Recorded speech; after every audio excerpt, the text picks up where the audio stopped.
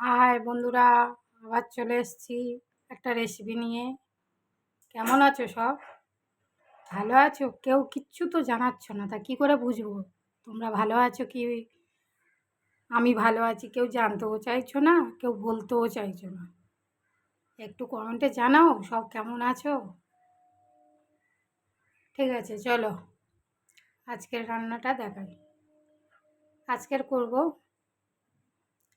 রুই মাছ পটল আলু ঝোল। দেখতে থাকো।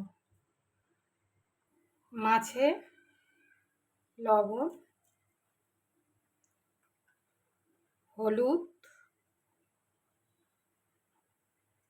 লঙ্কার গুঁড়ো দিয়ে ভালো করে মাখিয়ে নেব।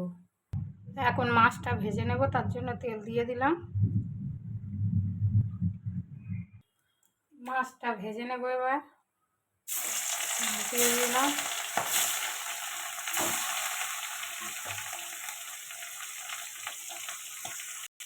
মাছটা উল্টে দেব।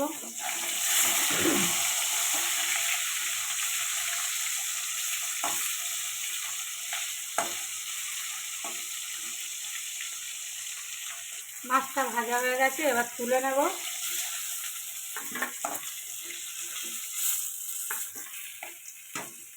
এই তেলে পটল ভেজে নেব, আলু আর পটল একসাথে ভেজে নেব।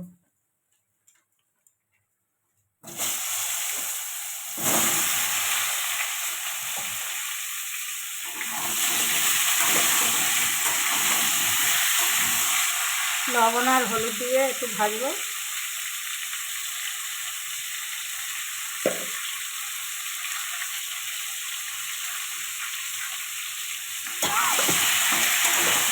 এটা ভালো করে ভেজে নিয়ে তারপর ঝোলটা করতে থাকবে। আলু পটলটা ভাজা হয়ে গেছে, এবার এটা নামিয়ে নেব। তেজপাতা, মৌরি, পেঁয়াজ, কাঁচা লঙ্কা,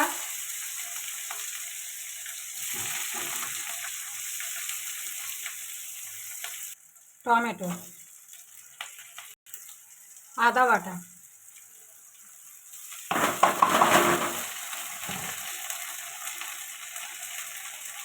হলুদ গুঁড়ো,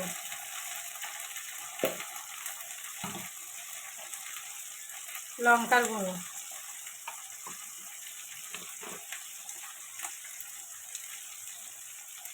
জিরের গুঁড়ো,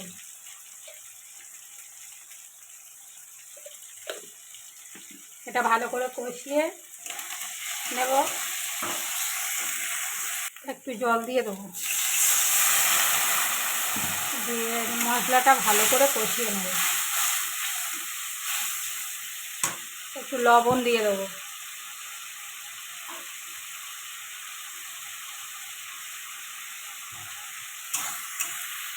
মশলাটা কষানো হয়ে গেছে, আলু পটলটা ভেজে রেখেছিলাম, ওটা দিয়ে দেবো।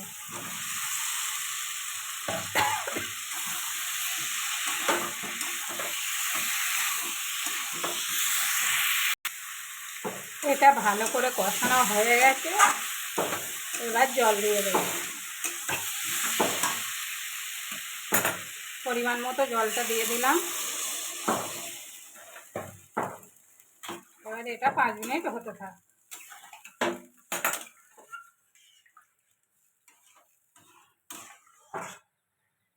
এবার মাছ ভাজাগুলো দিয়ে দেবো। এটা আর একটু হবে। আলু সিদ্ধ হয়ে গেছে কিনা দেখে নেব। হ্যাঁ, আলু সিদ্ধ হয়ে গেছে। এবার আর একটু তরকারিটাও হয়ে গেছে, এবার নামিয়ে নেব।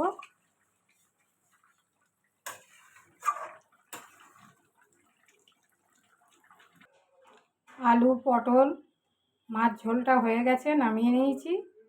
যদি ভালো লাগে লাইক কমেন্ট শেয়ার করে দিও, ফলো করতে ভুলো না। সবাই পাশে থেকো প্লিজ, সবাই পাশে থেকো।